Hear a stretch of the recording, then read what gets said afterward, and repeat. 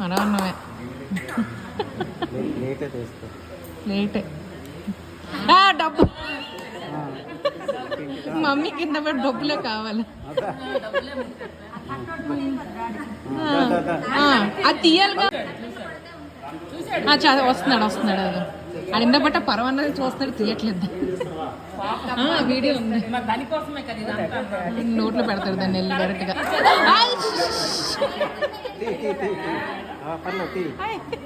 అదే క్లాత్ ఉంది కదా. దాదా అయ్యయ్యో